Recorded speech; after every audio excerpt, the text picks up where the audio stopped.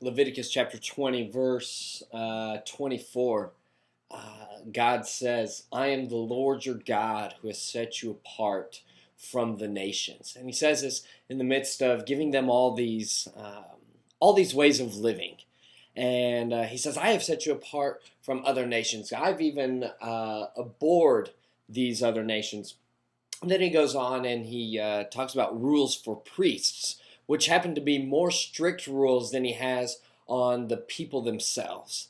And it reminded me of the passage in First Peter chapter 1 where it says, But you are a chosen people, a royal priesthood, a holy nation, a people belonging to God, that you may declare the praises of him who called you out of the darkness into his wonderful light. Once you were not a people, but now you are the people of God.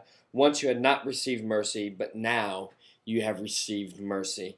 I love that the idea of you are a chosen people, a royal priesthood.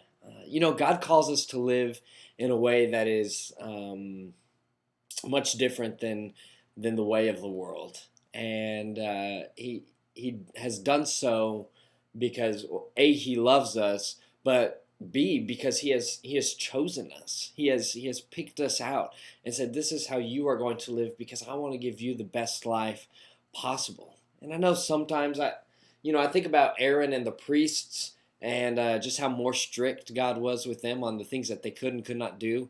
And it had to come to their mind of, man, being in this position kind of stinks because, man, there's all these extra added things to it. But the blessings that Aaron and the other priests had, were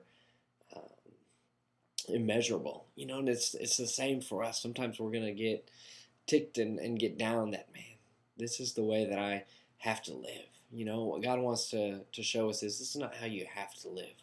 This is how you should want to live because it's a better way and because I am in it.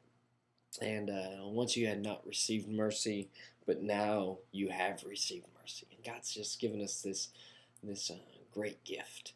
And so I want to ask you, today, how are you living? Are you living as one that God has chosen you? That he has picked you to be holy, that he has picked you to be part of this priesthood, or is it still something else to you? Is your life does it mean something else that you're not living in the way that you should? I'm gonna start keeping my videos to 2 to 3 minutes, and so this is my first one of doing that.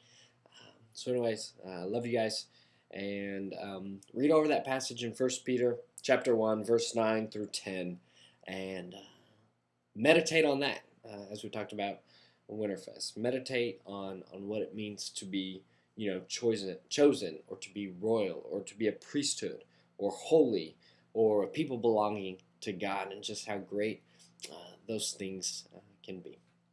All right, I will see you guys tonight.